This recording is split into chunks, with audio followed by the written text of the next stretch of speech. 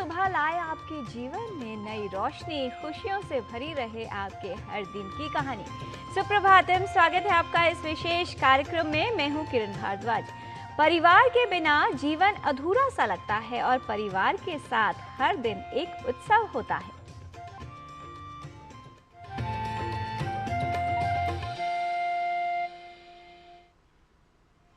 बहुत बार हम लोग अपने जीवन में इतना व्यस्त हो जाते हैं कि हमारे पास अपनों के लिए समय नहीं होता।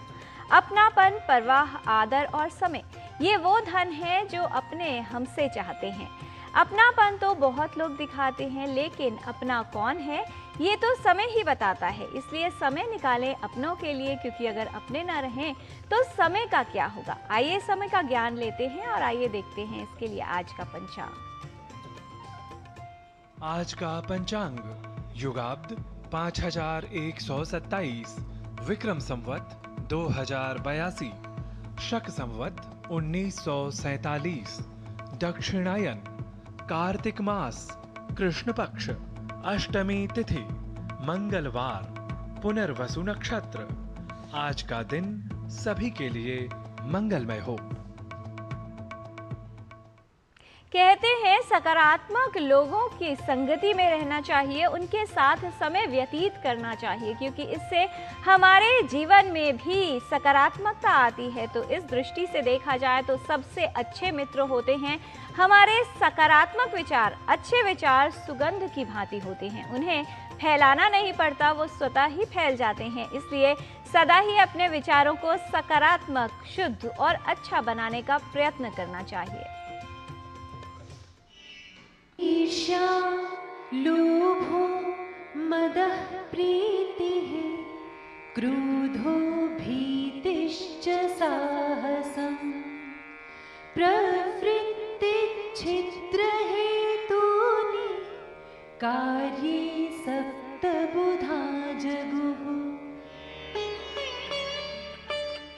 ईर्ष्या, लोभ, अभिमान, अयोग्य व्यक्ति से मित्रता, क्रोध, भय और दुस्साहस, ये 7 प्रवृत्तियां इस संसार में किसी भी कार्य के संपादन में बाधा और हानि पहुंचाती हैं, ऐसा बुद्धिमान जनों का कहना है। Wise say one who is afflicted with these 7 traits, envy, greed, arrogance, friendship with the undeserved, anger, fear, and overconfidence can never produce good results. और आइए आपको अब लिए चलते हैं टपकेश्वर महादेव धाम, जहां सिर्फ आस्था नहीं बल्कि भारतीय ज्ञान परंपरा की आत्मा बसी है। पौराणिक मान्यताओं के अनुसार आदिकाल में भगवान शंकर ने यहाँ देवेश्वर रूप में दर्शन दिए थे। इस मंदिर की विशेष बात यह है कि गुफा के भीतर स्थित शिवलिंग पर चट्टान से निरंतर जल की बूंदें गिरती रहती हैं, मानो स्वयं प्रकृति भगवान शिव का अभिषेक कर रही हो। इसी कारण इस धाम को टपकेश्वर महादेव भी कहा जाता है। आइए देख लेते हैं इस पर आधारित हमारे सहयोगी धर्मेंद्र सिंह की ये विशेष रिपोर्ट।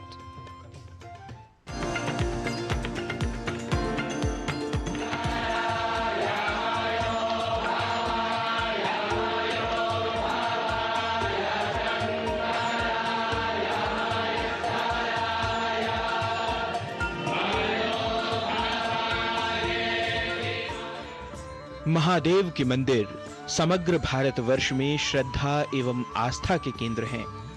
इन्हीं में से देवभूमि उत्तराखंड के प्रसिद्ध शिवालयों में से एक है टपकेश्वर महादेव मंदिर। एक ऐसा मंदिर जहां कदम रखते ही मन में असीम शांति और भक्ति की अनुभूति होती है। यह शिवालय देहरादून नगर से लगभग 6.5 किलोमीटर दूरी पर स्थित है। मनोरम पहाड़ियों और प्राकृतिक गुफाओं के बीच अवस्थित है टपकेश्वर महादेव मंदिर। टोंस नदी के किनारे बसा यह स्थान भगवान शिव को समर्पित है। साथ ही अपनी प्राकृतिक सुंदरता और शांत वातावरण के कारण भी यह अति प्रसिद्ध है। पौराणिक मान्यता अनुसार पांडवों और कौरवों के गुरु आचार्य द्रोण इसी स्थान पर गुफाओं में निवास किया करते थे। इन गुफाओं को द्रोण गुफाएं भी कहा जाता है। भगवान शिव ने यहाँ देवेश्वर रूप में दर्शन दिया था। प्राकृतिक गुफाओं में से यहाँ निरंतर जल की बूंदें टपकती रहती हैं, इसीलिए इसका नाम टपकेश्वर महादेव मंदिर पड़ा। त्रिलोकेश्वर महादेव भूत भावन भैरवाधिपति का यह मंदिर प्रांगण देवताओं, ऋषि मुनियों, द्रोणाचार्य आदि अनेक आचार्यों समेत अमृत तत्व प्राप्त करने वाले अश्वत्थामा तक की भी तपस्थली रहा है। इस मंदिर का ऐतिह्य भारतीय ज्ञान परंपरा के ऐतिहासिक ग्रंथ महाभारत से जुड़ा है। पौराणिक कथा के अनुसार टपकेश्वर महादेव का वर्णन स्कंद पुराण के केदार खंड में प्राप्त होता है। ऐसी मान्यता है कि द्रोणाचार्य के पुत्र अश्वत्थामा का जन्म यहीं हुआ था, जहां आज भी शिवलिंग पर जल की धारा निरंतर गिरती है। यह जल केवल शिवलिंग को ही नहीं बल्कि हमारी उस भारतीय ज्ञान परंपरा को भी सींचता है, जिसमें ज्ञान, ध्यान और साधना एक ही सूत्र में पिरोए गए हैं। धार्मिक मान्यता के अनुसार अश्वत्थामा ने 6 माह तक भगवान शंकर की यहाँ तपस्या की थी। मंदिर में 2 शिवलिंग हैं जो पूरी तरह प्राकृतिक हैं। इन्हें देखकर ऐसा प्रतीत होता है मानो स्वयं प्रकृति ने पवित्र गुफा में इन्हें विराजित किया हो। गुफाओं में गिरती जल की बूंदें और चारों ओर हरियाली का संगम श्रद्धालुओं के मन को आनंदित करता है। यह सिर्फ एक आस्था का स्थल नहीं बल्कि भारतीय ज्ञान परंपरा का जीवंत प्रतीक है, जहां प्रकृति, श्रद्धा और विज्ञान एक साथ दिखाई पड़ते हैं। महाशिवरात्रि के पावन अवसर पर प्रतिवर्ष टपकेश्वर मेले का आयोजन होता है। यह मेला एक धार्मिक उत्सव होने के साथ साथ श्रद्धालुओं और भक्तों के लिए भक्ति, समर्पण और आध्यात्मिक ऊर्जा का अद्भुत संगम है। भक्तगण शिवलिंग पर पुष्प जल अर्पित करते हैं और भजन, कीर्तन एवं मंत्रोच्चार से गुंजित होती हैं ये गुफाएं। ऐसा वातावरण हर श्रद्धालु के हृदय में भगवान शिव के प्रति असीम भक्ति और प्रेम भाव को जागृत करता है। टपकेश्वर महादेव मंदिर सिर्फ एक धार्मिक स्थल नहीं बल्कि भारतीय ज्ञान परंपरा में अनुभव की ऐसी अनूठी अनुभूति है, जहां प्रकृति, इतिहास और आध्यात्मिकता का अद्भुत मिश्रण मिलता है। यहाँ का वातावरण, गुफाओं में टपकता जल, हरियाली और मंदिर की पवित्रता हर श्रद्धालु एवं पर्यटक को एक नई ऊर्जा, शांति और भक्ति का अनुभव कराती है, ध्यान, चिंतन और नवोन्मेष की ओर प्रेरित करती है। टपकेश्वर तीर्थ हमें यह चिंतन करने की ओर प्रेरित करता है कि सच्चा ज्ञान वही है जो मन को शांत कर शंकर कर दे, जिससे सत्य की सुंदरता और शिवत्व की अनुभूति का साक्षात्कार हो सके। गवीश द्विवेदी के साथ धर्मेंद्र आर्य की report, DD news.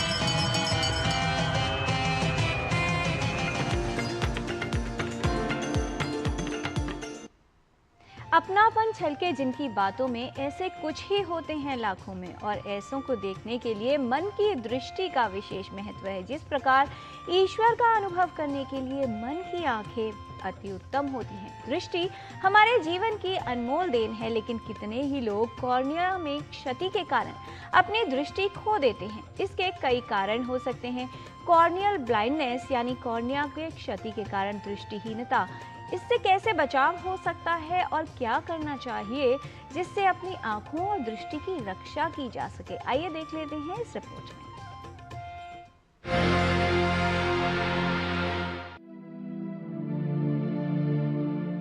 Corneal blindness यानी कॉर्निया प्रभावित होने के कारण दृष्टिहीनता एक आम समस्या है जिससे बहुत से लोग प्रभावित होते हैं।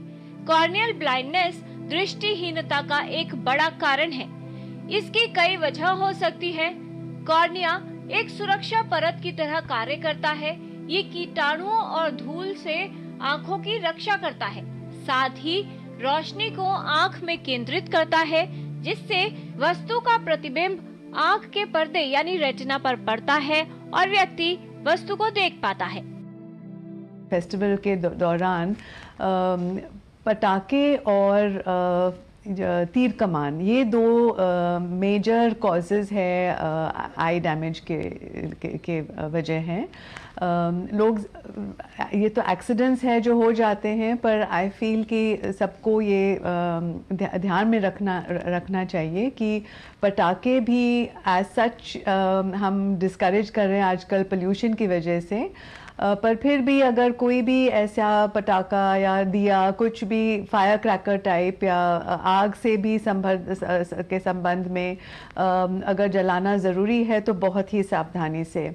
और दूसरा चीज़ मैंने मेंशन किया कि तीर कमान, तो ऐसे खेलते हुए ये एक्सीडेंटली बच्चों की आंखों में या बड़ों की आंखों में लग जाता है। कभी कभी बहुत ही एक्साइटमेंट में दिवाली के अवसर पे ऐसी कोई चीज़ हो जो अचानक बर्स्ट हो या आग लग जाए, तब भी आंखों में डैमेज हो सकता है। तो हम चाहेंगे कि लोग इसके लिए बहुत सावधान रखें। कॉर्निया में क्षति के कारण दृष्टिहीनता आंशिक या पूर्ण हो सकती है। दृष्टिहीनता में व्यक्ति की दृष्टि धुंधली होना, आंखों में दर्द, फ्लोटर्स या फ्लैशर, दृष्टि में अचानक काले धब्बे आना, प्रकाश के प्रति संवेदनशीलता और अचानक दृष्टि हानि हो सकती है। कोई भी साधारण काम हम कर रहे हैं, जैसे सिंपल दिया जला रहे हैं, अगर हम केयरफुल नहीं रहे तो एकदम से आग की लपटें आँख में आ सकती है या कोई छोटा सा तिनका या स्पार्क भी जा सकता है। अगर ऐसा हो तो उस टाइम आँख को मलें नहीं, और अगर पूरी तरह से जल गया है तो नज़दीकी हॉस्पिटल में जाए, धोने की कोशिश ना करें, क्योंकि वी डोंट नो कि कितना डीप डैमेज है। तो नज़दीकी हॉस्पिटल या आई स्पेशलिस्ट के पास जाए ताकि वो अच्छे से आँख को चेक करे। तो इमीडिएट टेंडेंसी होती है कि आँख को मलना, तो ये ज़रूर बहुत ही अवॉइड करें। अगर कोई केमिकल बाय चांस चला गया आँख में तो उस टाइम आँख को अच्छे से साफ पानी से धोना चाहिए और नज़दीकी हॉस्पिटल में जाएं। यदि किसी बीमारी, संक्रमण, चोट या किसी अन्य कारण से कॉर्निया को क्षति हो जाए तो कॉर्निया की पारदर्शिता कम हो जाती है, जिसकी वजह से बाहर से आती हुई रोशनी आँख के अंदर नहीं पहुंचती और व्यक्ति को आंशिक या पूर्ण दृष्टिहीनता हो जाती है। ऐसी चीज़ें जिसमें आग की लपटें और फायर क्रैकर्स ऊपर आ सकते हैं, सिमिलरली रॉकेट, और कभी फायर क्रैकर्स में उसमें कुछ बारूद वगैरह अगर प्रॉपर्ली डिस्ट्रीब्यूटेड ना है तो भी वो एकदम फट के आँख पे और मुंह पे आ सकता है। तो दूर से ही जलाएं, और हम कहेंगे अगर फायर क्रैकर्स नहीं जलाए तो अच्छा है, क्योंकि उससे पोल्यूशन की भी प्रॉब्लम होती है और पोल्यूशन से भी आँखों में परेशानी आ जाती है। दिया और कैंडल जलाते समय एकदम सर और आँख और मुंह उसके ऊपर नहीं होना चाहिए, एट अ डिस्टेंस होना चाहिए। एंड बहुत छोटे बच्चों के हाथ में होना नहीं चाहिए, पर किसी अडल्ट सुपरविजन में ही होना चाहिए। अब ये ज़रूरी है कि बच्चे भी सब कुछ सीखे, तौर तरीके और रीति रिवाज, तो उनको धीरे धीरे कंफर्टेबल और कॉन्फिडेंट बनाना है कि वो दिया जला सके। तो देखना है कि माचिस जलाने समय वो थोड़ा सा बहुत पास करके नहीं रखे, थोड़ा दूर करके रखे और बहुत केयरफुली करें। अब जैसे अगर उन्होंने बहुत ध्यान नहीं लगाया और मानो वो माचिस की तीली उंगली के बहुत पास आया तो बच्चा बेचैन हो जाएगा और सडनली एक्सीडेंटली वो माचिस की तीली ही उछल के आँख में आ सकती है। तो ऐसी कुछ हरकतें या ऐसी कुछ एक्सीडेंट से बचने के लिए बहुत ज़रूरी है कि बुज़ुर्ग लोग पास में हों जो वॉच कर रहा है और मॉनिटर कर रहा है कि एक्सीडेंटली कोई इंजरी ना लगे। आवश्यक है कि कॉर्निया की सुरक्षा के प्रति सतर्क रहें। कुछ सावधानियां रखकर कॉर्निया में क्षति के कारण होने वाली दृष्टिहीनता से बचाव किया जा सकता है। साथ ही कॉर्नियल दृष्टिहीनता को ठीक करने के लिए नेत्रदान करना एक अच्छा और उपयोगी विकल्प है। आप भी किसी खेल के दौरान या कोई काम करते समय अपनी आंखों की सुरक्षा का विशेष ध्यान रखें, जिससे कॉर्नियल दृष्टिहीनता से बचाव हो सके। किरण भारद्वाज, डीडी न्यूज।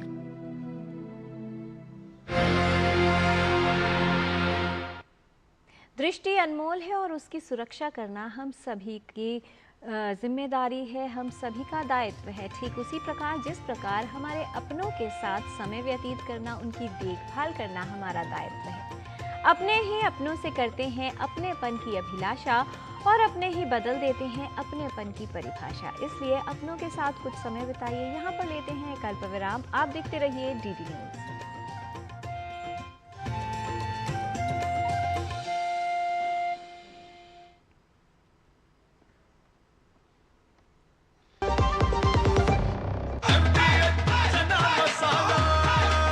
अब छोलिया हो या लोबिया, सफेद चने या काले चने, सब कुछ मजेदार बने। MDH 605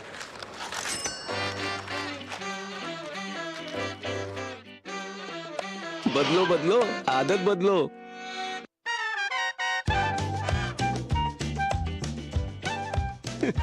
बदलो बदलो आदत बदलो। अब नजदीकी बैंक जाकर फटे पुराने नोट्स बदलिए।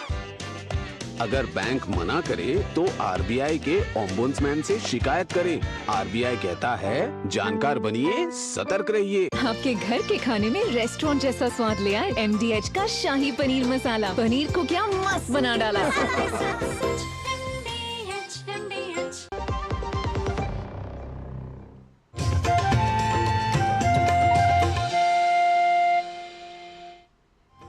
ब्रेक के बाद आपका स्वागत है। दृष्टि अनमोल है और उसकी सुरक्षा करनी चाहिए, लेकिन यदि आपकी आंखों में किसी तरह का विजन एरर आ रहा है यानी समस्या आ रही है तो उसको भी दूर करना अति उपयोगी होता है और इसके लिए योग से आप लाभ ले सकते हैं। आइए देख लेते हैं कुछ योगिक क्रियाएं जो आपकी दृष्टि को, आपके विजन को, आईसाइट को ठीक रखने में उपयोगी है और साथ ही आपके नेत्र स्वास्थ्य को भी बेहतर बनाते हैं। आज हम देखेंगे कुछ योगिक टेक्निक्स हेल्दी आईज के लिए। तो जैसे मैं बैठी हूँ सुखासन में, वैसे बैठने की कोशिश करेंगे। स्पाइन को स्ट्रेट रखेंगे। अभी राइट हैंड को आगे लेके आएंगे और टिप ऑफ द थंब पे दृष्टि केंद्रित करेंगे। ट्राई करेंगे पलकों को झपकाए नहीं, वहां पे कुछ देर रुकेंगे। अभी हाथ को नीचे लेके आएंगे और आंखें बंद। आंखों को खोलेंगे। राइट हैंड को वापस सामने लेके आएंगे।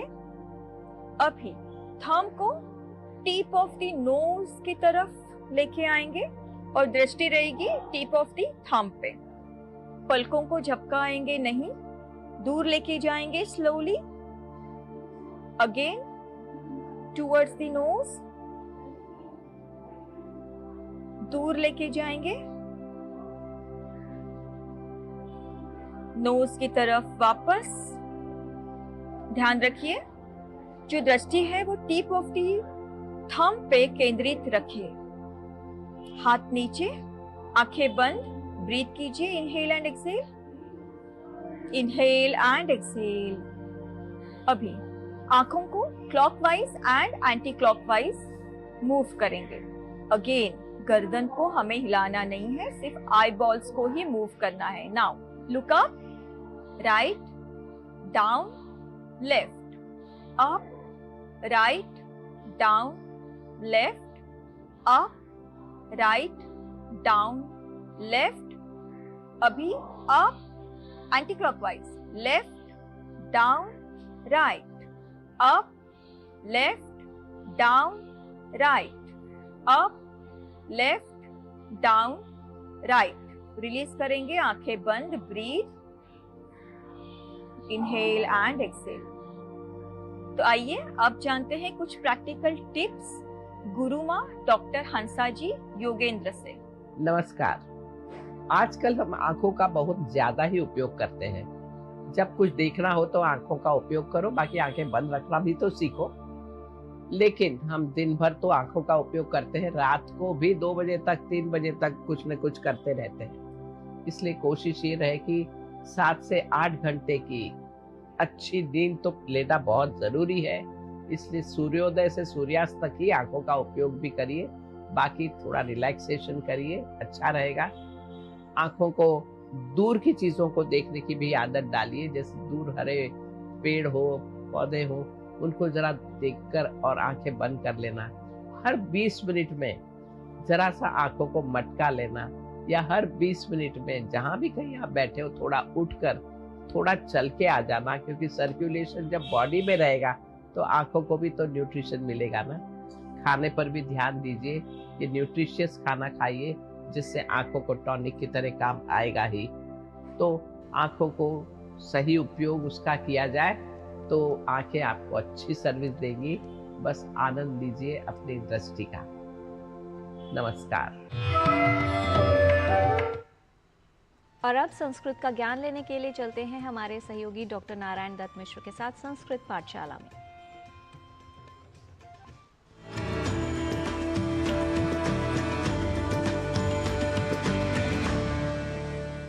नमस्काराः दर्शकाः, स्वागतं करोमि अहं नारायण दत्त मिश्रः सर्वेषां संस्कृत पाठशालायां।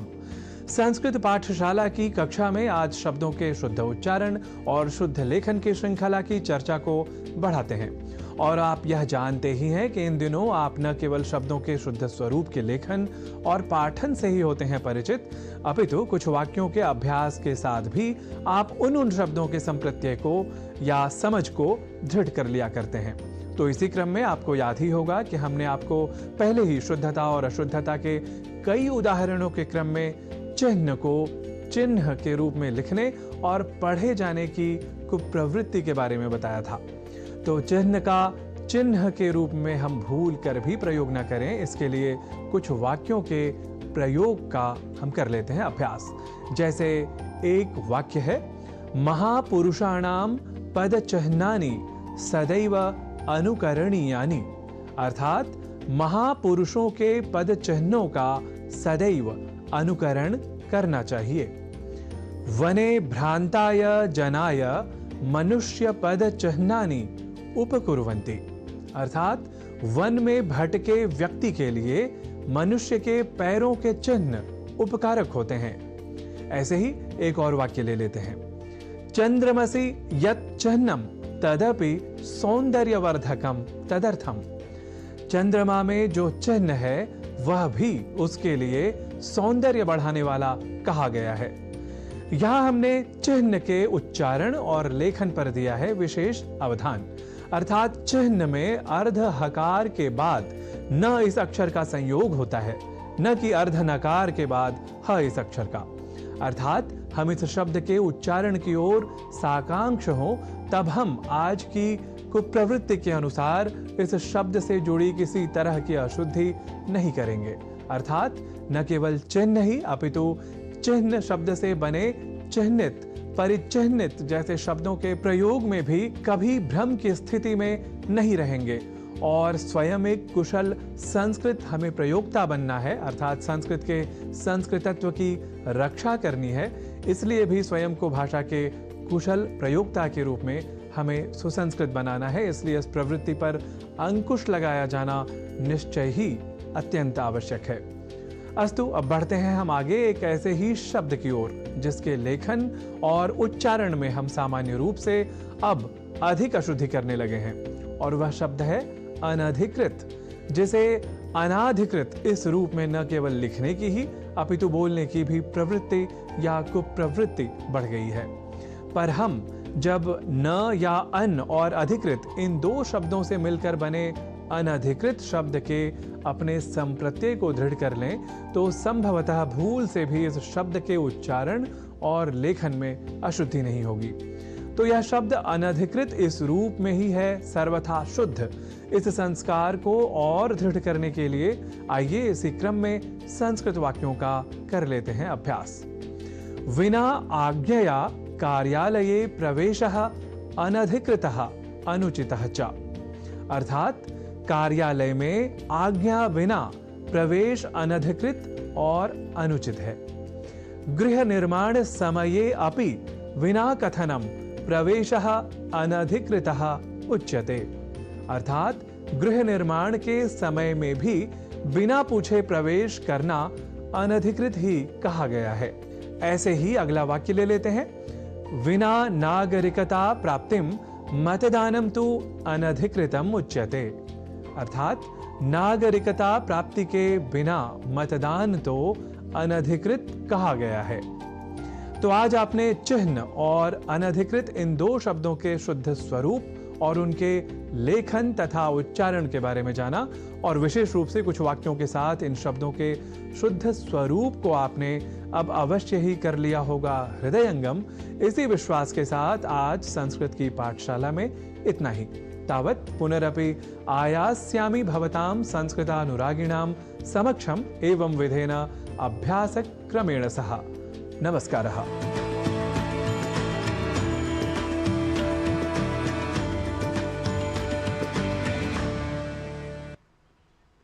अपनापन किसी वैद्य से कम नहीं होता, हर तकलीफ में ताकत की दवा देता है।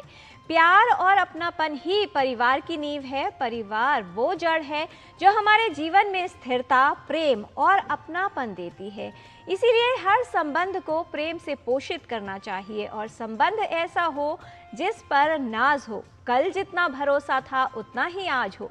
संबंध सिर्फ वो नहीं जो गम या खुशी में साथ दे, संबंध वो है जिसमें अपनेपन का एहसास हो। तो अपनों के करीब रहिए, उन्हें समय दीजिए, उनकी देखभाल कीजिए। आज के कार्यक्रम में इतना ही। हमारी पूरी टीम को दीजिए अनुमति। नमस्कार।